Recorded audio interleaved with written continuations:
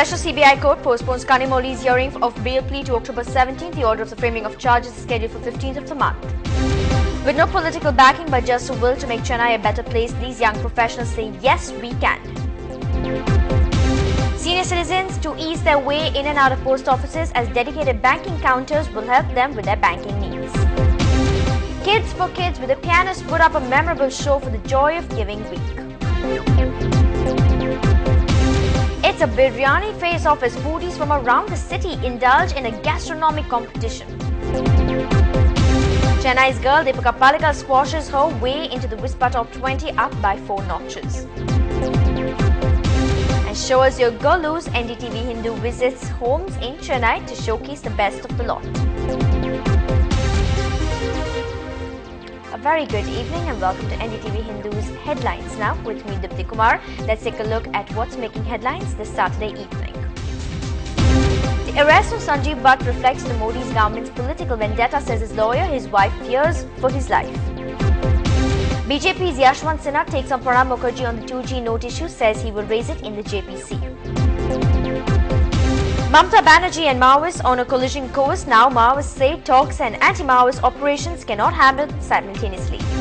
The first Indian Grand Prix promises to generate $88 crore. Car shows across the cities and woos F1 lovers.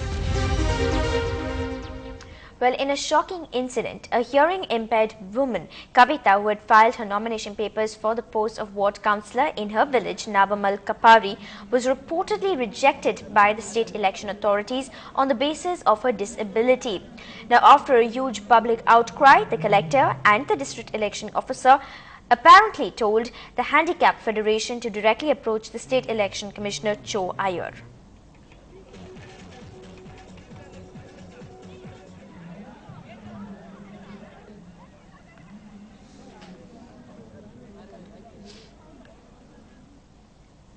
Well, to shed more light on this issue right now, we are joined on the phone line by Mr. Deepak, who is the Vice President of the Tamil Nadu Handicap Federation.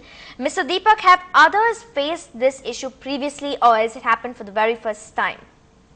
According to my knowledge, I think this is the first time we are coming across this kind of a situation.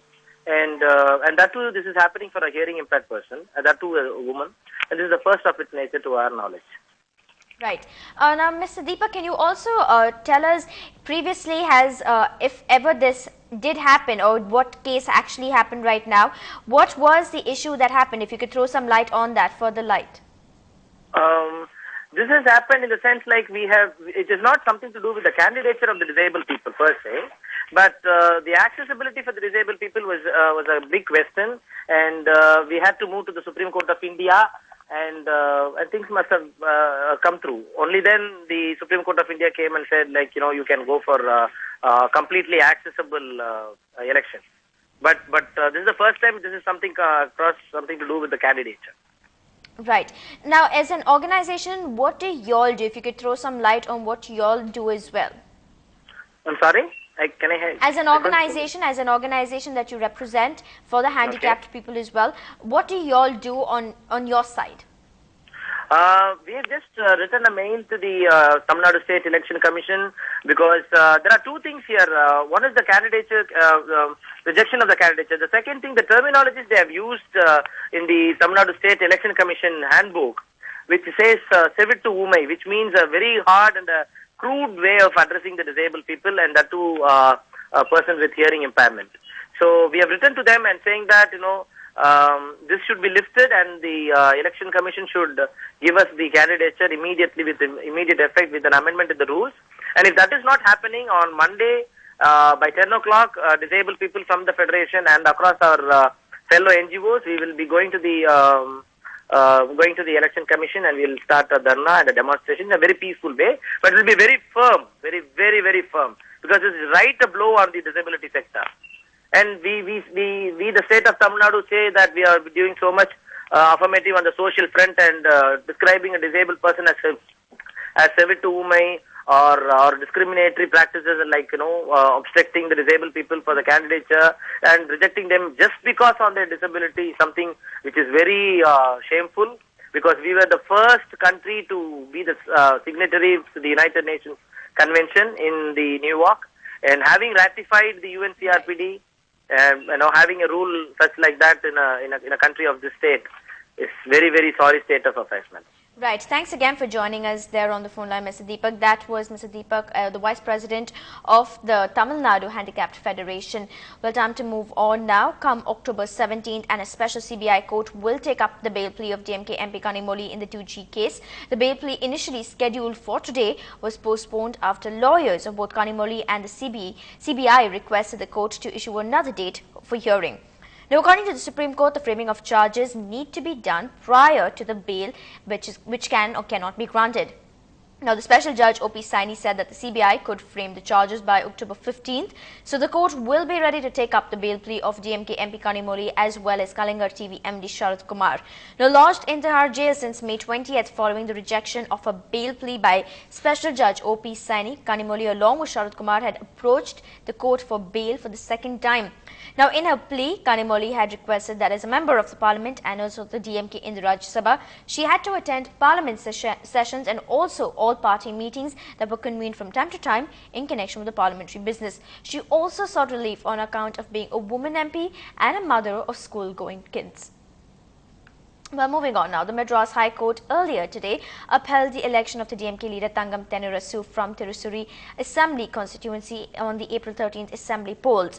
Now, Justice K. Venkatraman said that the petition challenging his election was not in consonance with the provisions of the Representations of Peoples Act of 1951.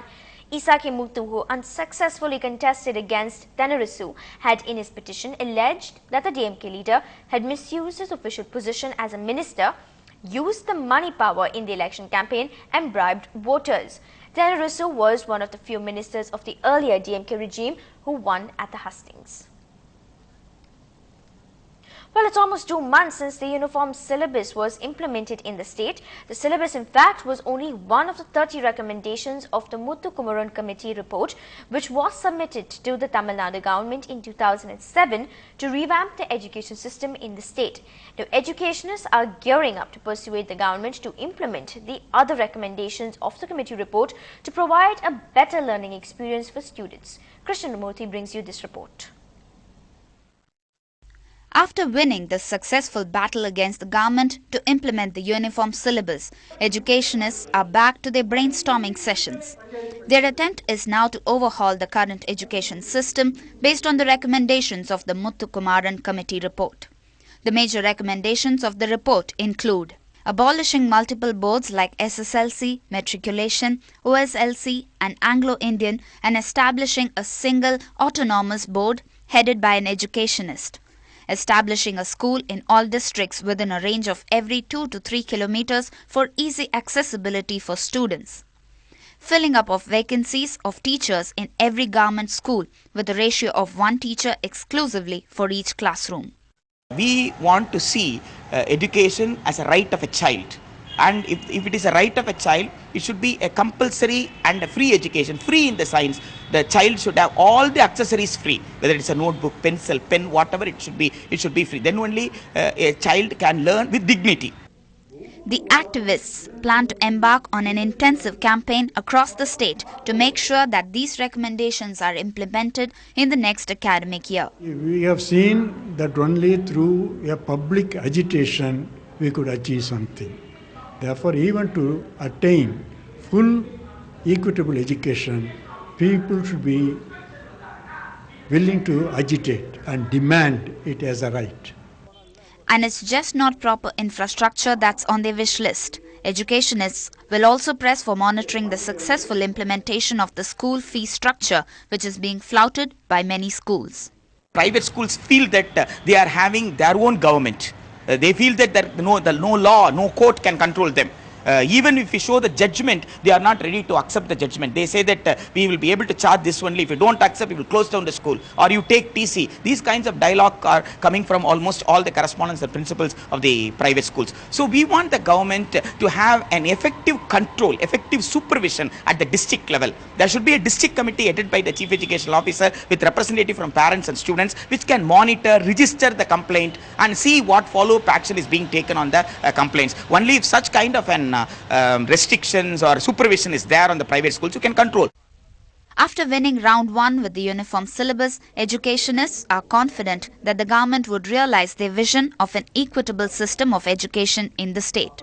In Chennai, this is Pratibha Raman along with Krishnamurthy for NDTV Hindu. Well, moving on now, October 1st is special in many ways, and one such is the International Day for Older People.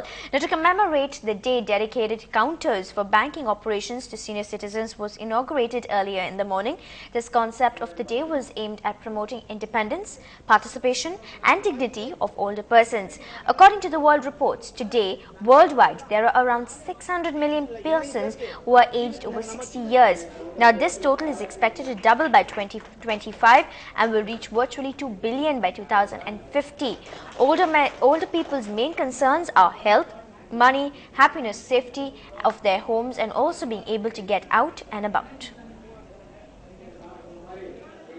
This is a great day where traditional organs like post office, which is looked to be a very colonial in terms of the ethos of the post office and all those things, has come out and built a bridge between people, the end users, and to understand what is the requirement, and giving a special attention to people who are otherwise not very well off in standing in queues and waiting.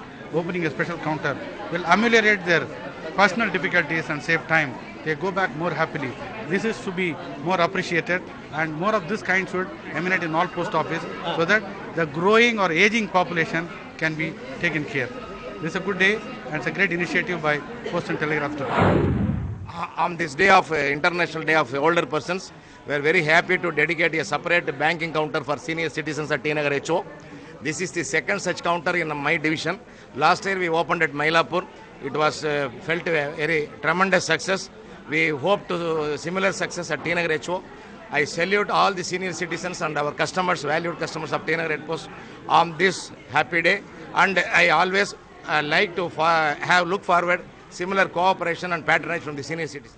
Well, moving on now, earlier this evening, the Tamil Nadu chapter of the Welfare Party of India launched itself in the city. The party, formed by working professionals and educationists, was launched earlier in the year in April in Delhi. Now, the party says that their main ideology is to bring change in the political culture and impart a value-based change in the country. Now, they strive to create a government who would bridge the gap between the what is and what isn't of the country.